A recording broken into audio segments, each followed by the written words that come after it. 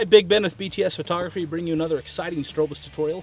We're on scene today in the western part of Utah, just probably about 2 miles of my house. To the west of us is the Great Salt Lake, and we're down shooting some fills for some exciting fitness photos for our friend Carissa, who's riding in the upcoming Lodija, how do you say that?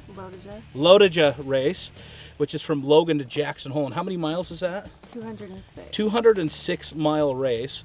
And so to help her with her sponsorship in that, we're going to be doing showing off some purple stuff and her fancy bike. And if you thought photo equipment was expensive, bicycles are more. So just the tires on these things are about $1,000 for 2 tires. And I think the bike weighs less than one of my shoes. So what we're doing is, for our setup today, we want a really edgy, dynamic photo, kind of edgy. We're not going to push it to the limits of HDR and make it look phony. We kind of want it to still look natural and organic and dynamic. We're going to go ahead and use the sun, which is probably about a 3 o'clock to 2 o'clock position. It's about 6:30 in the evening. And so the sun's in the sky. We're using that as a rim light to the west. From there, we're going to be putting a large 60-inch reflective umbrella with an Electron Ranger on full power as a fill light, or the main light to light her as she goes by. So we'll have a nice soft light hitting her, then we'll have the nice edge light from the sun to give her that really edgy fitness look that everyone's going for. To able to focus this, I've gone ahead and put my Nikon on continuous focusing so I can actually track her a little bit.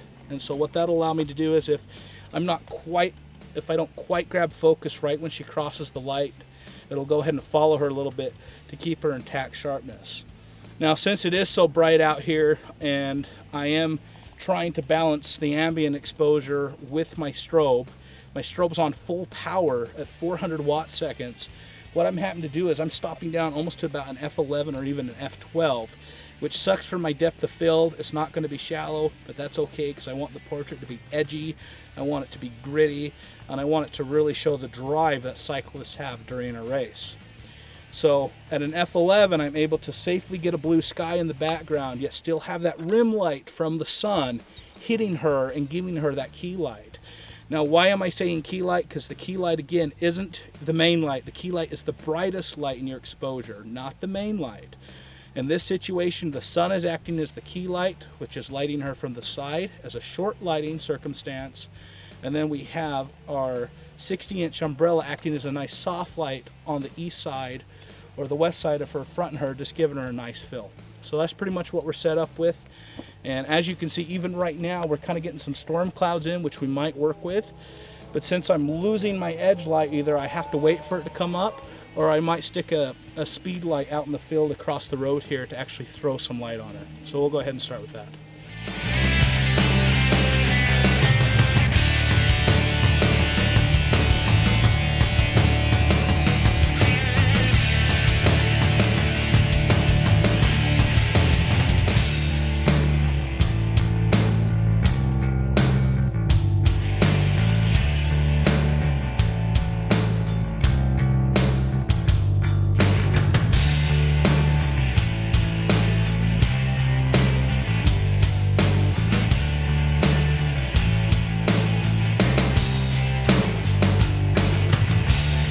Alright, so the sun's going down, the clouds are sticking here. We wanted more edgy light, so we've gone ahead and taken the speed light on the SB800.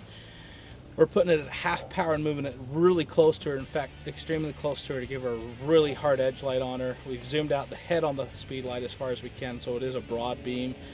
We're not snooting it or anything like that, we're just leaving it as it is.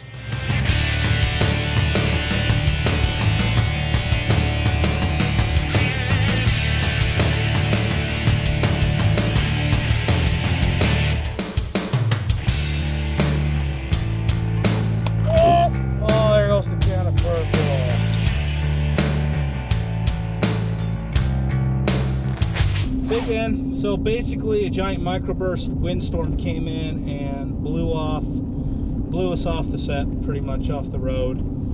It's blowing out there now, about 40-mile-an-hour burst. So we're doing our final closeout in the car. As for those of you with the umbrellas know, a 60-inch umbrella is 10 times worse than a 43-inch umbrella when it comes to going with the cell. I had the Electron Quadras battery pack, hanging from the light stand, as well as a 20-pound sandbag, and it still was enough to start catching that umbrella, enough to even snap the umbrella or even blow over the light. So we finished things out and we closed it out, but we did get the shots we needed. Our final shots were done a little bit different. What we did is that I started crawling the shutter a little bit and dragging the shutter to get some blurry backgrounds.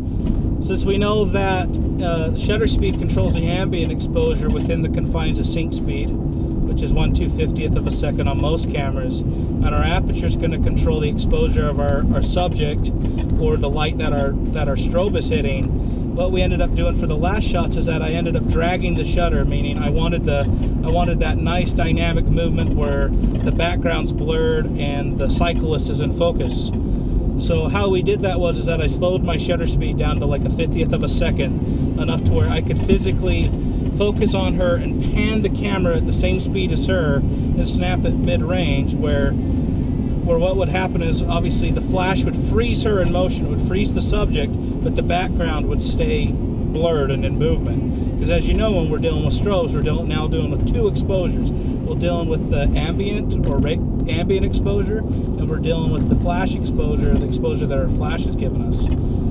So what we did was, again, we slowed our shutter to a 50th of a second, which obviously made our ambient light brighter, right? So that means that our sky is now going to be blown out because I'm at a 50th of a second. So to work with that, what I did was I simply didn't shoot the sky. I got down on the ground, the weeds in the background and the side of the road and the fence posts were high enough that I was able to get rid of that sky, except for maybe the top fourth of the frame, which I could easily add a neutral density or gradient in Lightroom to cut down. So I'm shooting that with that in mind.